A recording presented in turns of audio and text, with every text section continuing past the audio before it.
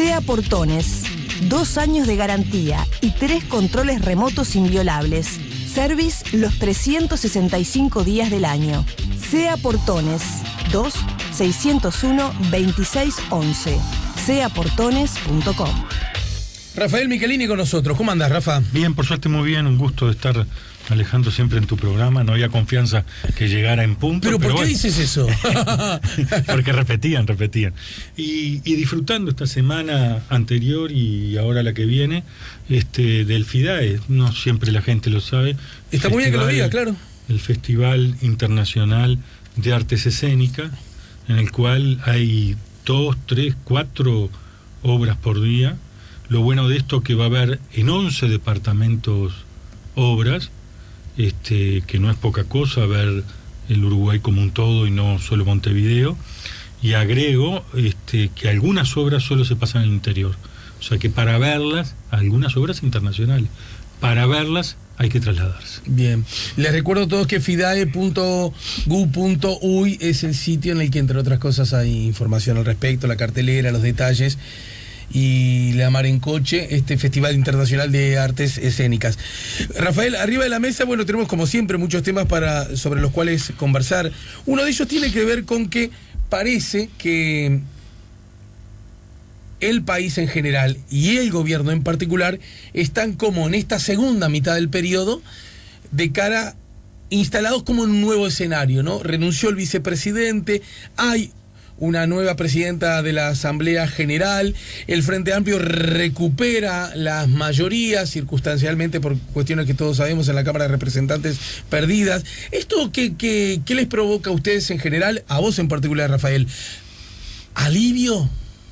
Retomar la iniciativa.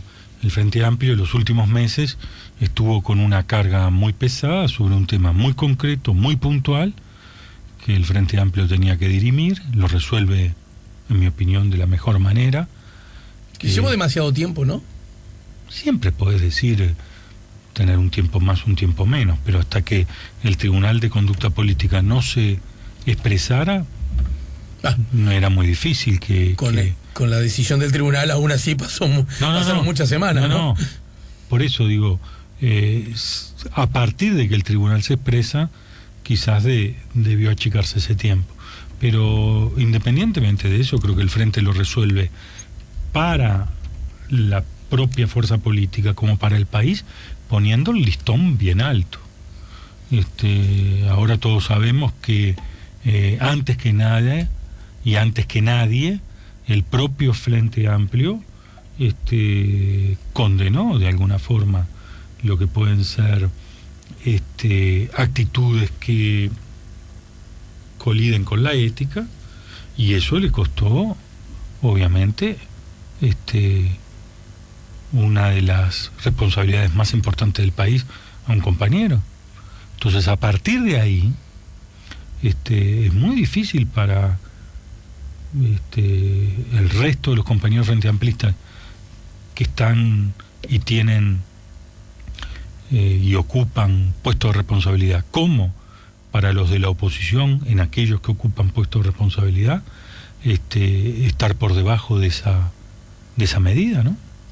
Sin embargo, cuando parecía que definitivamente desde esa perspectiva se salía de la, entre comillas, tormenta Sendic, surge lo del subsidio, ¿no? Como que hay una especie de maldición de la cual da la sensación que el Frente Amplio con ese tema no puede salir. ¿Qué opinión tenés vos al respecto? El subsidio es un derecho por un año para una persona que tiene cualquier trabajo, son 6 meses y a veces se pueden prorrogar.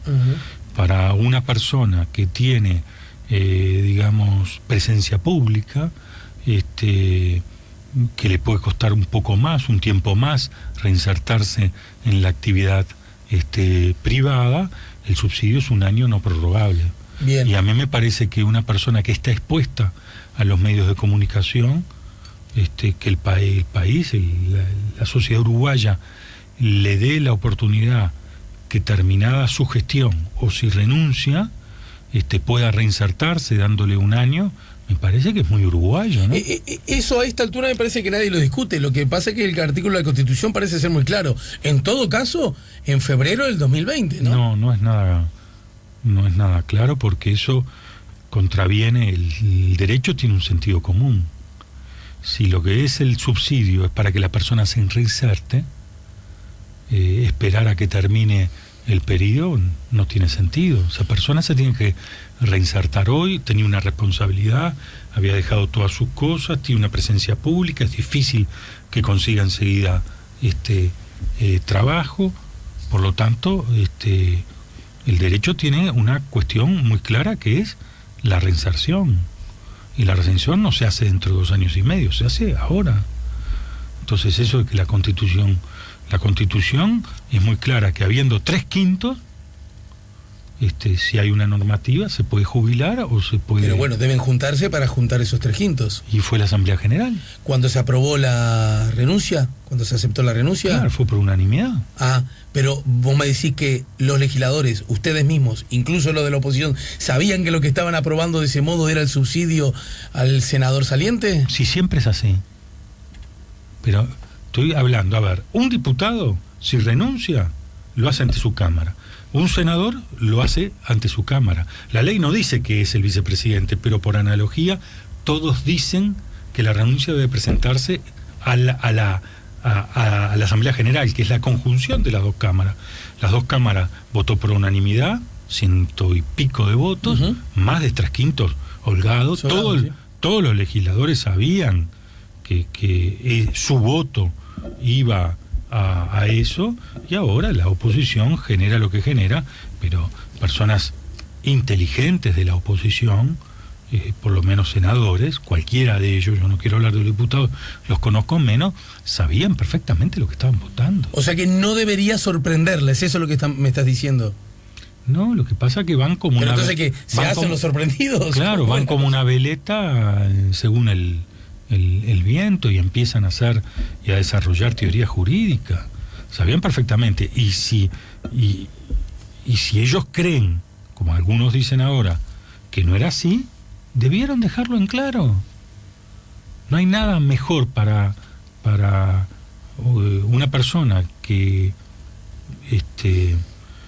está en la actividad pública, que lo juzga la opinión pública, o sea, los ciudadanos, dejar claro su voto. A propósito de señales, ¿no? Yo recuerdo que en su momento vos fuiste promotor en la Cámara Alta, la Cámara que tú integrás, de discutir para terminar derogando el abuso de funciones, ¿no es cierto? De hecho, eso aprobó la Cámara Alta. No parece que muy claro, no parece que esa sea la suerte que corra en la Cámara Baja. Resuelto por el Senado, ¿no? Decenas de leyes tienen media sanción. No. Y no se aprueban. Por supuesto. Toda la academia dice que los delitos tienen que estar a texto expreso, y no puede haber un delito que diga que si el juez no encuentra en el código el delito correspondiente, bueno, que lo juzgue por abuso de funciones. No parece lógico. La pérdida... O sea que no parece lógico lo que ocurriría en Cámara Baja, entonces, siguiendo ese mismo razonamiento. Pero el derecho... Pues son tus propios compañeros los que no lo van a aprobar, ¿verdad? Sí, bueno, está bien, capaz, ¿por qué tengo yo que tener la verdad? Yo expresé, y los 16 senadores del Frente Amplio, en su conjunto, expresaron, y la Cámara de Senadores, en definitiva, expresó que ese artículo debería derogarse. Ojalá se derogue, algunos lo quieren cambiar. Ahora, todos sabemos que eso está mal, y que hay personas que pueden perder su libertad por algo que está al arbitrio de los jueces. Se dice que esto, cada vez que se hace, tiene nombre y apellido, y por eso no cuenta con empatía, simpatía, digamos, ganas de aprobarlo. Por eso no se deroga. Digo, error que yo también cometí. Sí, ¿no? Es verdad, lo dijiste en su momento, cuando lo propuso el expresidente Sanguinetti en su condición de senador, por ejemplo. Y él me dijo, Michelini, nunca va a haber un momento bueno para esto. Pero entonces siento que estamos atados de pies y manos. ¿Cómo vamos a salir? Porque si nunca va a haber un momento bueno, pero a su vez es una injusticia, ¿conviviremos con la injusticia? Yo lucho contra la injusticia. Cuando me tocó fundamentarlo, lo fundamenté. Cuando tuve que levantar la mano para derogarlo, lo derogué. Ahora está en otra Cámara. Ese es nuestra Constitución y nuestra República. La separación de poderes. El Poder Legislativo tiene 2 cámaras. Tiene que contar con la voluntad de las dos cámaras. En el arranque me contestaste a propósito del nuevo momento que se abría con la renuncia de Raúl Sendí, con la recuperación de la mayoría parlamentaria en Cámara Baja, la posibilidad de retomar qué cosas el Frente Amplio, a qué cosas está obligado de aquí en más. No, retoma, el Frente Amplio retoma. Primero la iniciativa con respecto a la ética, con respecto al manejo de los fondos públicos. Damos una señal muy fuerte a través del Tribunal de Conducta Política que el Frente Amplio no va a dejar pasar ni siquiera cosas menores. Las reglas están, hay que respetarlas. El manejo de los fondos públicos tiene que ser claro. Y si nadie, si ninguno de los compañeros está dispuesto a aceptar eso, se tendrán que ir. Bien, eso desde esa perspectiva, que aprovecho a abrir un paréntesis para preguntarte, el caso Bascú, ¿qué reflexión te merece? Ahora está en la propia interna blanca, veremos que su tribunal de conducta dirima. Yo no soy juez, yo sé lo que pasó en nuestras filas y no quiero caer en el error de cómo nos señalaban con el dedo de otros lados, yo caer y señalar con el dedo de este lado. Si mañana va la justicia, será la justicia quien falle. Si es un tribunal del Partido Nacional, veremos lo que dice el tribunal del Partido Nacional. Cuando nosotros tuvimos que resolver, como en el caso de Raúl Sendí, pusimos el listón muy alto. Listón muy alto. Ahora, hablas de señalar y entiendo el resguardo ético desde donde lo decís, pero cuidado, porque un ciudadano, y mucho más si hace política, y mucho más si forma parte de otro partido, tiene ya no solo el derecho, en alguna medida hasta la obligación de ser vigilante con lo que hacen los otros, ¿no?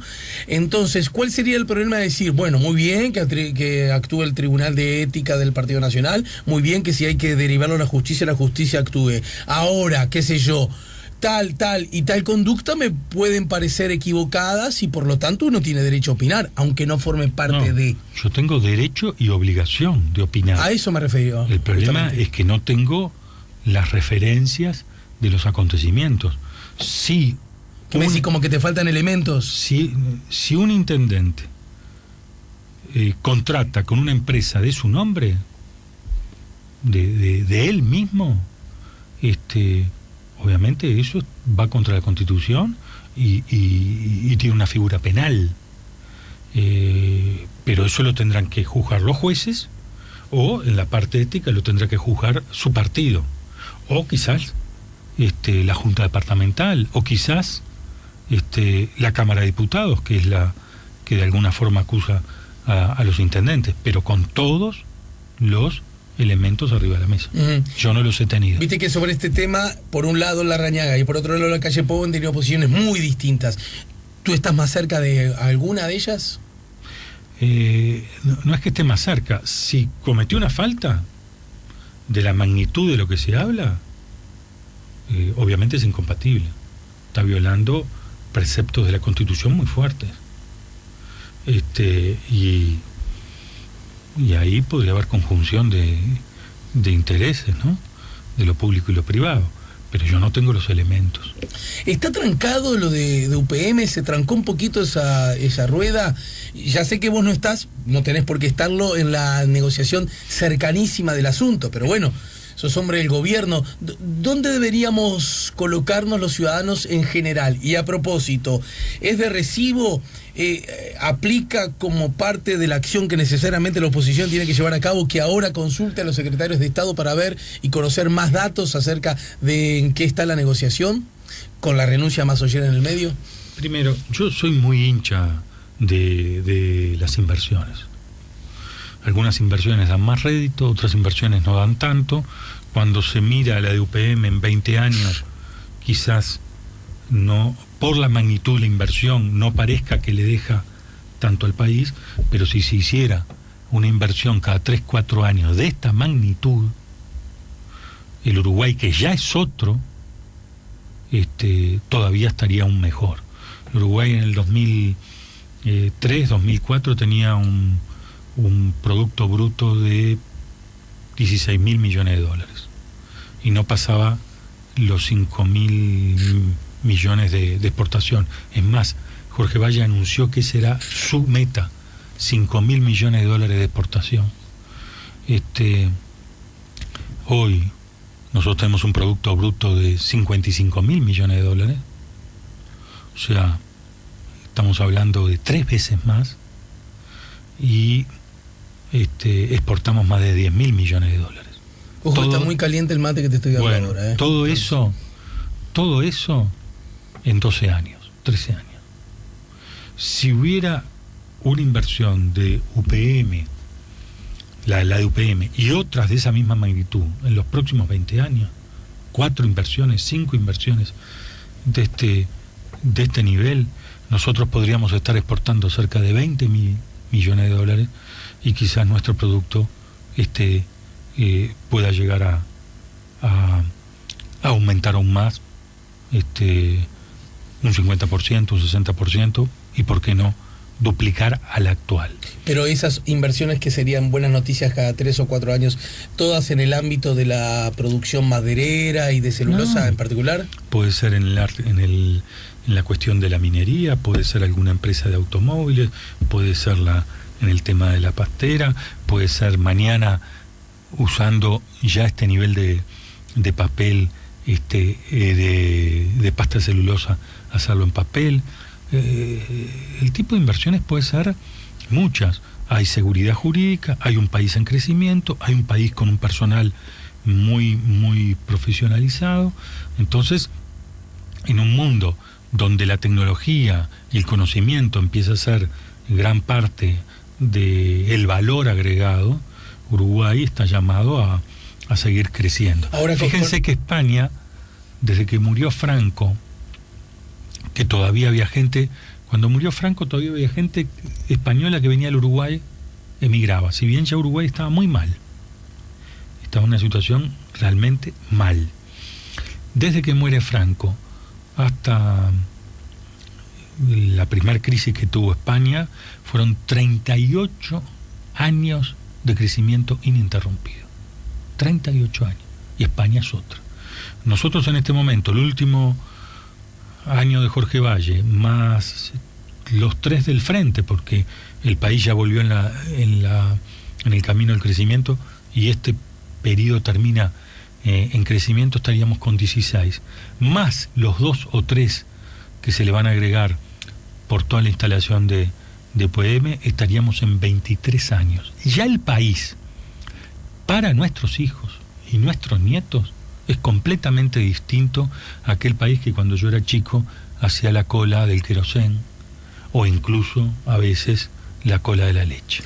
Ahora, en ese contexto, el crecimiento, que parece ser un asunto conceptual fuera de discusión, ¿no? Crecimiento es buena noticia. ¿Qué hacemos con el crecimiento? Si distribuimos, qué tanto, eso ya forma parte de la discusión política, pero el crecimiento es una buena noticia. Todo el mundo lo dice, todo el mundo lo reivindica.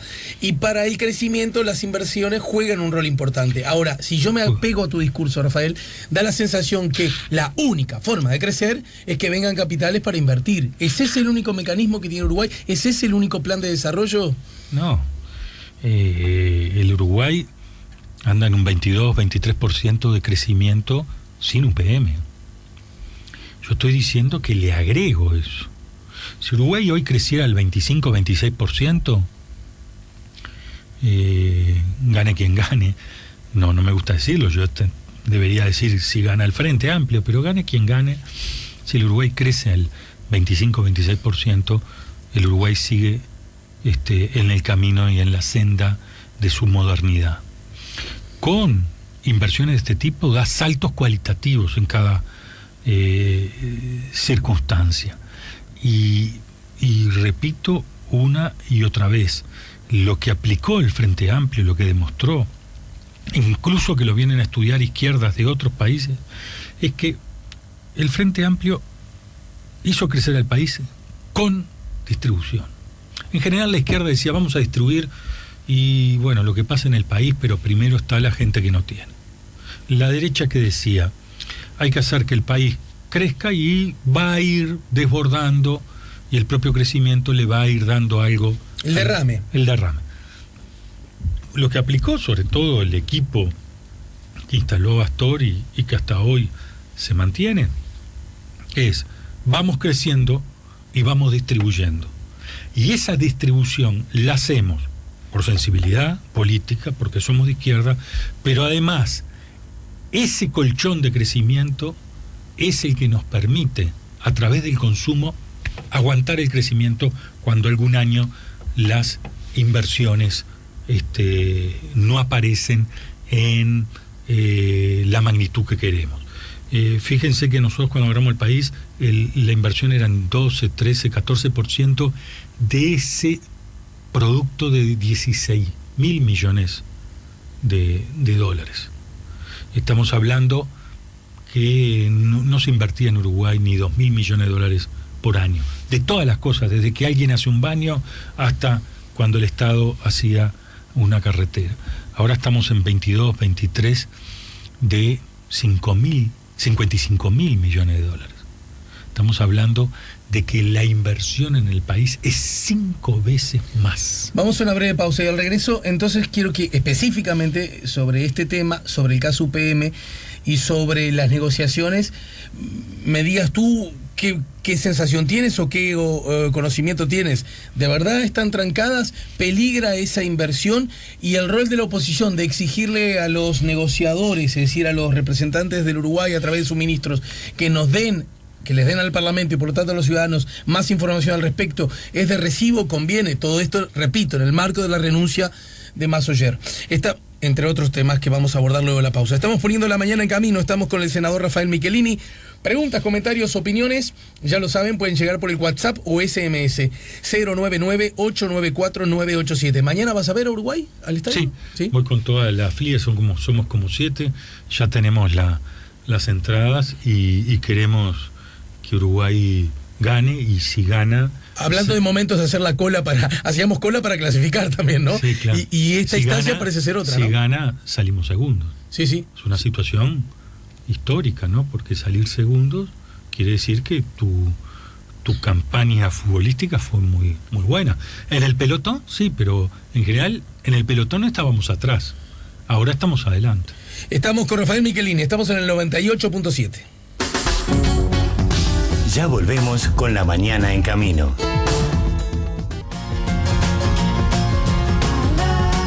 Estamos poniendo La Mañana en camino, estamos escuchando a John Lennon. ¿Cómo te llevas con la música de los Beatles en general y de John Lennon en particular? La escuché en un tiempo, mucho tiempo. Y cada tanto aparecen en las radios. Son unos genios. Ahora, a nivel de música... ¿Por dónde andás? No, por todos lados, pero obviamente han aparecido otras cosas, por suerte. E incluso... En Uruguay yo siempre digo, ¿no?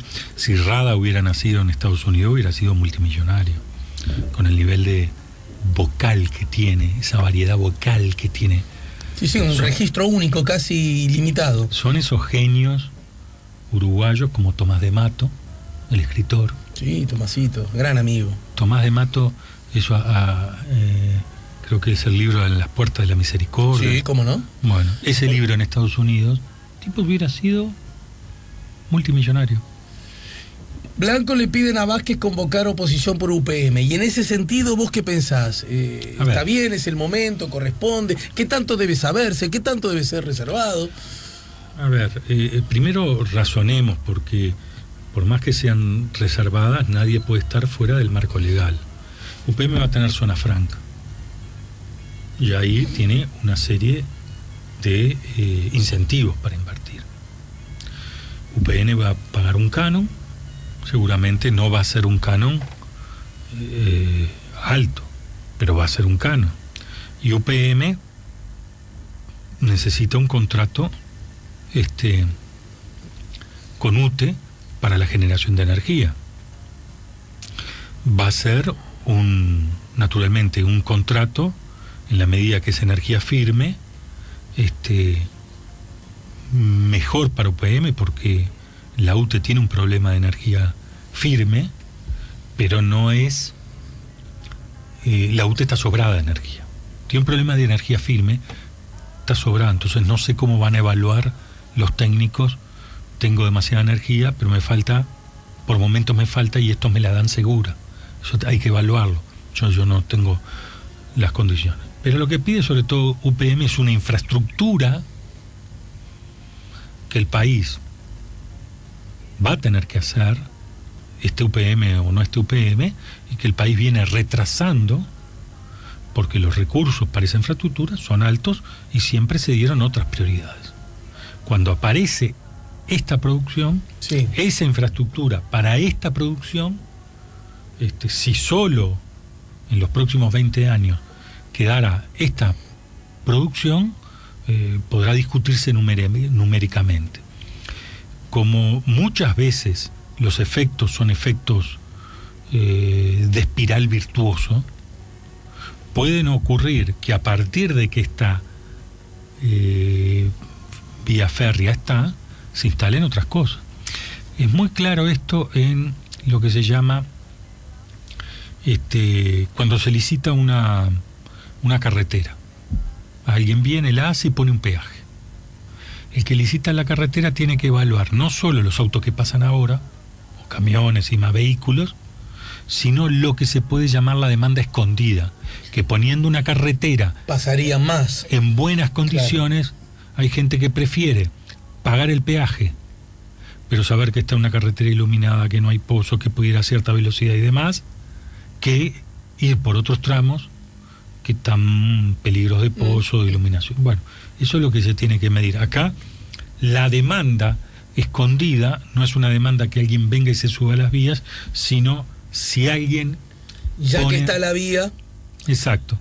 Pero en definitiva es una inversión para el centro del país, repito, que está muy caído. Pero, y yo repito en preguntarte, ¿y está corriendo riesgo? Porque veo que la rueda da la sensación que se frenó por lo menos con la velocidad a la que venía, ¿no?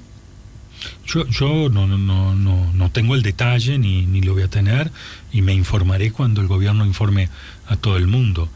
Yo creo que las partes quieren acordar. Te lo pregunto de otra manera. Yo, ciudadano de la República, los oyentes que ahora nos están escuchando, los que te votaron y los que no te votaron, los que alguna vez podrán votarte y los que, como todos sabemos, jamás, nunca, bajo ninguna circunstancia te van a votar. Del mismo modo al revés, ¿no? Sí, pero que gozan de los beneficios. Bueno, claro, por eso que el justamente. país hoy tiene, porque realmente habrá gente que no nos vote, pero sus hijos recibieron la laptop. Hay gente que no nos voten, pero sus hijos fueron revisados y atendidos por el programa bucal. Habrá gente que no nos vote, pero quizás alguno de ellos o fue a Cuba o acá le hicieron el plan Milagros para que pudiera haber operado en forma absolutamente gratuita. O sea, habrá gente que no nos vota, pero no puede negar los avances que el país tiene. Aún así, en ese contexto pregunto, ¿dónde debo colocar yo la conocida renuncia de Massoyer? Porque no estuvo de acuerdo con las negociaciones y prefirió irse. Esto es grave, el gobierno está dispuesto a dar demasiado a cambio de demasiado poco. Esto es señal de que las cosas vienen mal. ¿Dónde lo coloco? Yo sigo pensando en la enseñanza que a mí me dieron en un viaje, mi primer viaje a Estados Unidos, cuando yo era edil, que estuve con una persona del Departamento de Vivienda de Nueva York, creo que era del Estado de Nueva York, que me dijo: en Estados Unidos hay 3 formas de inversiones. Los de estados como Arkansas, de donde salió Clinton, que nadie quiere ir a invertir, entonces los gobernadores ofrecen muchas cosas para que les dé resultado. En los estados que ni te dan ni te piden, y después están los estados o las ciudades como San Francisco, que cada vez que haces una inversión no solo te piden todos los impuestos correspondientes, sino que además se agregan adicionales, como si te quisieran echar. Y como vos querés estar, ¿por qué? Porque aunque te cueste más caro, ahí vendés. Bueno, yo creo que... Uruguay es como Arkansas, entonces. Uruguay está lejos de los mercados, está muy lejos de los mercados. No aceptar como sos es no entendernos. Está lejos. Quizás si se empiezan a hacer este tipo de inversiones, Uruguay pase en el futuro a no necesitar dar más, porque las inversiones vienen solas. Y quizás en algún momento somos un país chico y bueno, las próximas que vengan tendrán que pagar el peaje para entrar. Pero no estamos en esa etapa. Estamos en una etapa... tenemos de promover, de estimular, concediendo. Eso es lo que me decís. Nosotros, si se hace esta inversión de UPM, cuando termine de hacerse la inversión, no solo la celulosa va a ser el producto de mayor exportación en Uruguay. ¿Alguien iba a pensar que un día Uruguay iba a exportar con un producto más que la carne? Era difícil pensarlo, que desde siempre, de toda nuestra historia, es el que lleva el primer puesto en exportación. Repito, con la inversión de UPM vamos a andar, cuando termine este periodo, cerca de los 20 años de inversión continua y de crecimiento sostenido. A mí me gustaría evaluarlo a los 30 años después. Seguir insistiendo y estipulando la inversión y evaluarlo en el 2030, a ver en qué condiciones estamos para que el Uruguay pueda decir, bueno, para nuestros hijos y nuestros nietos, ahora tenemos que cambiar las condiciones. Como cuando se cambió la ley de inversiones. Antes se privilegiaba quién traía mayor cantidad de puestos de trabajo. La ley de inversiones se cambió y ya no es la mayor cantidad de trabajo, sino el monto de la masa salarial. Se toma en cuenta el monto de la masa salarial. Si tú vas a poner una inversión que dé 500 puestos de trabajo y tiene una masa salarial de tanto, pagás en salarios por año, pero si es 300 puestos y pagás más, le estamos dando mayor estímulo a que vengan trabajos de alta calidad y bien remunerados. ¿Hace bien la oposición en exigir al Ejecutivo que informe detalles de las negociaciones? Eso es lo que quiero saber. ¿Cuál es tu opinión al respecto? Bueno, que lo pida está bien. El gobierno los va a dar. Uh-huh. Es el juego político. Bien. Pero lo que no podría hacer el gobierno es dar los detalles de lo que se está negociando y rompa el posible acuerdo.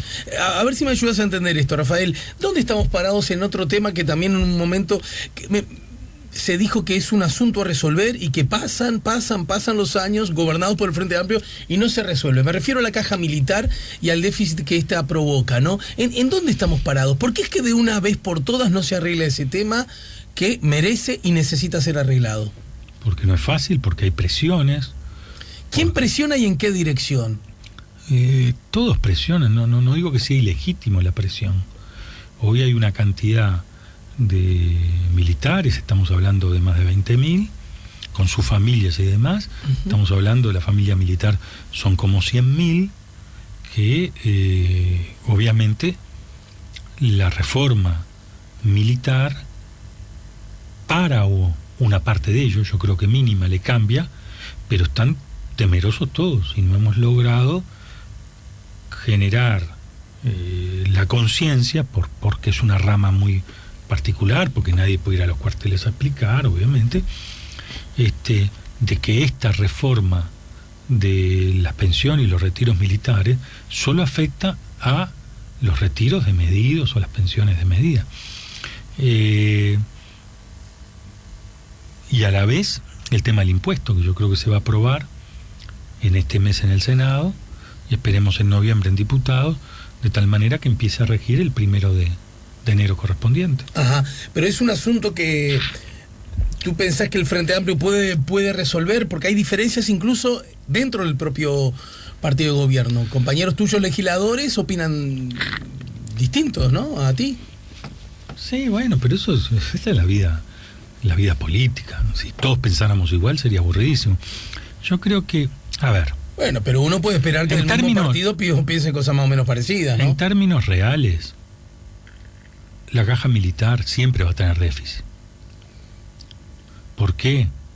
Porque aunque tú le pagues al coronel y una parte de eso vaya a la caja de retiros, la suerte es que paga siempre el Estado. Entonces, no solo el impuesto y no solo el tema de la caja, sino hay otra tercera pata que es la cantidad de sargentos, la cantidad de coroneles, la cantidad de generales, la cantidad de tropa. Eso también hay que replantearlo. ¿Por qué? Porque nosotros deberíamos ir a unas Fuerzas Armadas mucho más profesionalizadas, quizás con mucho mejor sueldo, ¿Más pero chicas? mucho más chicas. Quizás al final el presupuesto andaría cercano a lo que está, pero entonces tendríamos personal más contento, más preparado, que puede servir más al país. También es cierto que un país en crecimiento absorbe personas si ya no tendrían lugar en las Fuerzas Armadas, absorbe esa fuerza de trabajo, y un país que no está en crecimiento tiene problemas. Las encuestas en forma unánime, todas las que se han conocido hasta el momento, y ya con una sucesión que habla de tendencia, muestran que el Frente Amplio ha perdido grandes porcentajes de intención de voto con relación a la última elección. También es justo decirlo que no necesariamente eso que habría perdido ha ido a parar a otros partidos a intención de voto.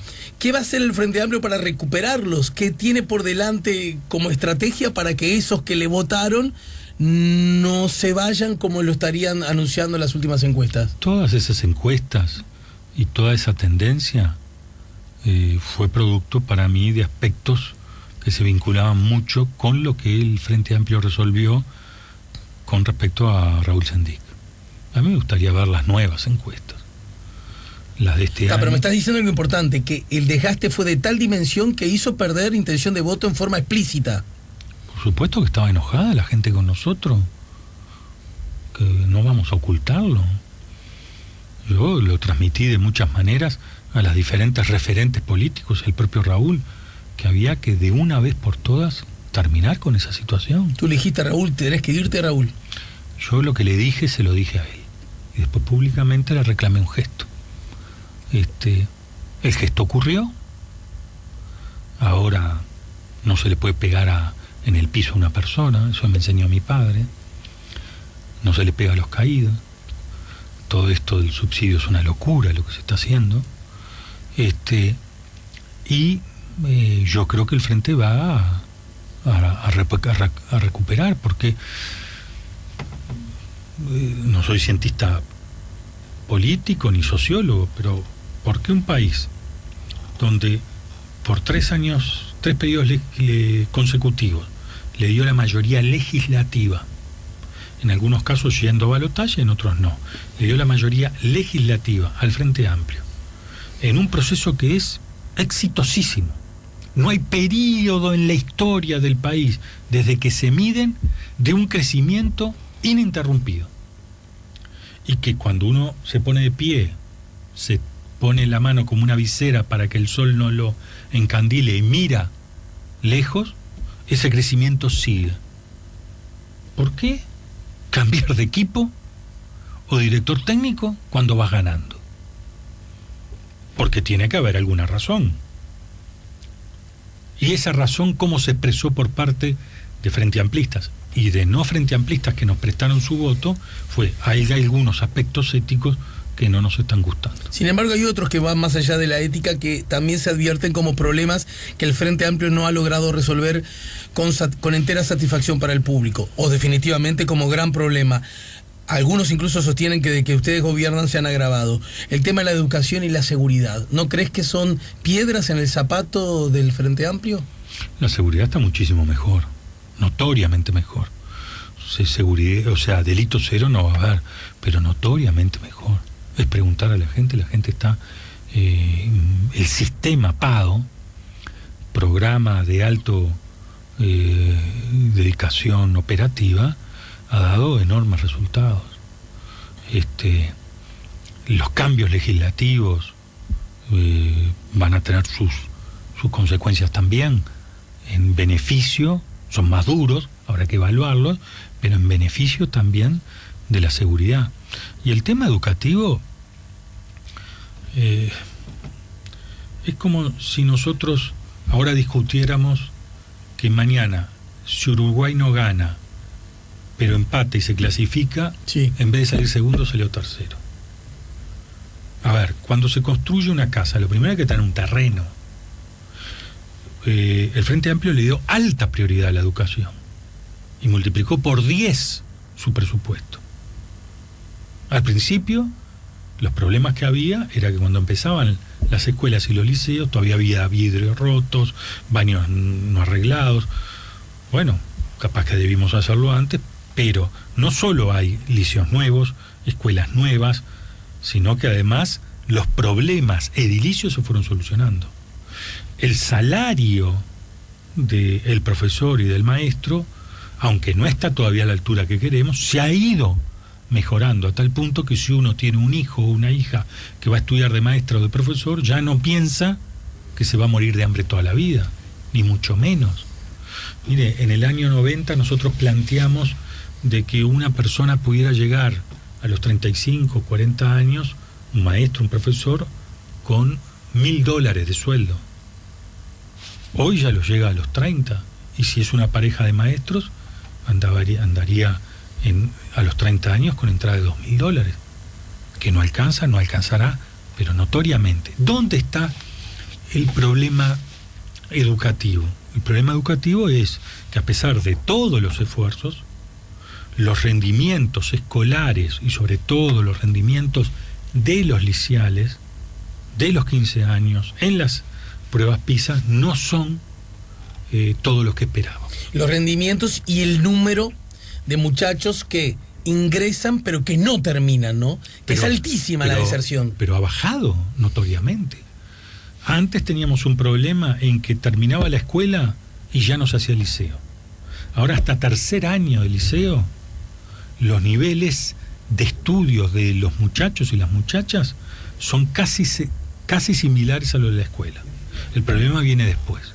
Algunos dicen que nosotros en las pruebas PISA el problema que tenemos es que como incluimos, las pruebas PISA evalúan a los que estudian, no a los que no estudian. Como nosotros incluimos casi un 30% en esas edades, que antes no estaban, bajamos el nivel. Ahora, el esfuerzo hay que seguirlo haciendo. Si usted tiene un hijo, no está marchando bien en el liceo, lo ayuda con profesor de matemáticas, con profesor de lenguaje, con esto, lo otro, y cuando pasa un año los rendimientos no son los mejores, que va a bajar las manos. Hay que seguir insistiendo. ¿Dónde hay problemas? Tenemos un problema de asistencia de los profesores. Pero también, Rafael, tenemos un problema de cantidad de niños por grupo. Tenemos problemas y los seguimos. Tenemos un problema de profesores no titulados. Tenemos un problema de profesores para matemáticas. Hay problemas. Yo con esto no estoy diciendo que esté mal que la sociedad uruguaya tense el tema de la educación, porque el mundo va tan rápido que nosotros no tenemos tiempo para autocomplacencia. ¿No advertís que hay problemas también de gobierno? Quiero decir, que los profesores elijan 2 años las horas, parece una cosa tan chiquita, tan básica, y los gobernantes de la educación no pudieron llevarlo a cabo porque el sindicato le dijo no, y se acabó. Bueno, y el gobernante dice, no, entonces ya no puedo, tiro la toalla. Entonces, ¿no es una señal curiosa? Entonces, no hablemos de educación, hablemos de una situación vinculada a el relacionamiento de las autoridades con el sindicato. Nadie puede decir que los niveles de nuestra baja en las pruebas PISA están dadas porque si solucionamos que los profesores tomen clase por 2 años y no hay que revisar todos los años, esa es la causa. Por supuesto que no. Pero, ¿quién manda entonces? Bueno, pero no hay educación sin profesores. Repito, tenemos problemas, no los vamos a ocultar. ¿No crees que por la educación... Pero aunque solucionemos esos problemas, la educación no es así. Lo soluciono en un abrir y cerrar de ojos. No nos comamos esa pastilla. Eso no quiere decir que no podamos ir más rápido, eso no quiere decir que no tengamos que tensar. Se están poniendo muchos recursos para no tensar y que le estemos soplando en el oído a las autoridades educativas de que necesitamos mejores resultados. Casi en el final te pregunto. Bueno, ¿quién va a ser el candidato a la presidencia por el Frente Amplio? Daniel parece un candidato a esta altura casi natural, ¿no? Estamos muy temprano para eso. No está muy temprano. Y si mañana... ¿Tan tarde tampoco? No, pero el Frente Amplio lo empieza a diseñar en junio del año que viene. Ahí empieza ¿Por dónde andas vos? ¿Por dónde anda tu cabeza, tu corazón, tu olfato? Yo quiero que el FLS, en su conjunto, tenga o apoye un candidato. Ajá. Y me gustaría que hubiera internas, no que hubiera un solo candidato para esa interna. ¿Danilo todavía corre, Rafael? No voy a hablar de esa circunstancia porque me parece... No hables así, te lo pregunto de otra manera. ¿Pensás que Danilo podría ser un gran presidente de la República? ¿O ya no? Eso seguro. Danilo es una de las figuras principales de los tres gobiernos. Danilo y su equipo, Vergara, Lorenzo, también Massoyer, todo. Hay dos cosas que me resultaron un poco cómicas, ¿no? Cuando Lacalle Pou dijo, yo no lo tenía Massoyer en mi registro, y fue su secretario de Economía, ¿no? Como esas cosas, decir, yo no puedo creer que, a ver, uno puede no tener a todos los subsecretarios de todos los ministerios, pero si tú fuiste un candidato a presidente, el Ministerio de Economía lo tenés que tener muy presente. O como cuando dijo algo así como Uruguay tiene un problema institucional y él estaba de licencia. Si hay un problema institucional, tú estás acá en Uruguay. Entonces, a veces las discusiones y las formas de encarar las cosas son complejas.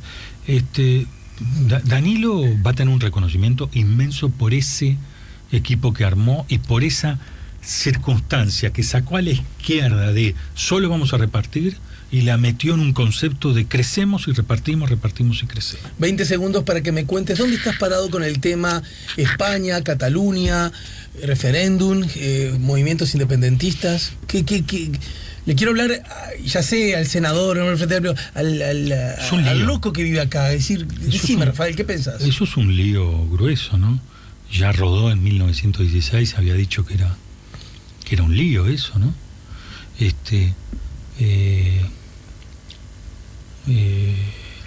Cataluña fue doblegada por la espada hace más de 500 años y esos sentimientos independentistas todavía están hoy. Entonces la pregunta es, ¿y dentro de 100 años qué pasa? Entonces habría que ser muy inteligentes para encontrar mecanismos que resuelvan esto dentro de la Constitución española, desde una perspectiva global. Zapatero le había dado muchas más posibilidades a Cataluña y a otras provincias españolas, y después fue un tribunal y después vino Rajoy y lo frenaron. Quizás si les hubieran dado ese estatus, hoy no estábamos con los problemas que estamos. La represión fue una locura, lo que generó sí, hay un sentimiento antiespañol, que nos vienen a golpear, que nos vienen a patear. Hubiera sido mejor que se hubiera hecho el referéndum y hubieran dicho, mire, para España ese pronunciamiento no tiene, digamos, la legalidad. Yo creo que lo que habría que bajar la pelota hoy, habría que dialogar y encontrar una solución para que dentro de 3-4 años, con las aguas calmas, se haga con todas las letras una pregunta, una interrogante al pueblo de Cataluña de cuál quiere que sea su destino. A la vez, lo que está pasando en Cataluña, hay que tener mucho cuidado porque después viene el País Vasco. no se olviden que Alemania e Italia no tienen 150 años de historia. Tenemos nosotros más historia como país que Alemania e Italia. Sí, sí. Todas esas provincias italianas, Florencia, Venecia, fueron reinos. Siempre estuvieron acostumbradas a gobernarse por sí mismas. Y Francia, que tiene una historia un poco más distinta, pero también tiene zonas que por muchos años no eran francesas. Ni que decir de España, que es Reino Unido. O sea, en Inglaterra y ahí va, está Escocia, está Irlanda del Norte, Inglaterra. O sea, hay mucha cosa que si nosotros nos vamos a que el mundo se vuelva un puzzle interminable, hay que tener mucho cuidado. ¿Cómo te llevas vos con Lucía? También termino. También hay que ser muy cuidadosos con los sentimientos de las naciones, en este caso con los catalanes o con los vascos. No se puede ocultar eso. Lo que hay que es darle un cauce legal y pacífico. Te preguntaba sobre Lucía. Con Lucía me llevo bárbaro. Sí. Sí, me llevo bárbaro, y ella agarró esto con un sentimiento muy, muy difícil, porque fue en esas circunstancias. Creo que lo está haciendo. ¿Vos hiciste, lo está haciendo muy bien. como se dijo, una movida para ser tú el vicepresidente? No. Pero eso no ocurrió, me decís. No, ni legalmente se puede, no. Bueno, gracias, Rafael, por el tiempo, y la seguimos más temprano que tarde, ¿sí? Gracias a ti, gracias a todos. SEA Portones, 2 años de garantía y 3 controles remotos inviolables. Service los 365 días del año. SEA Portones, 2-601-2611. seaportones.com.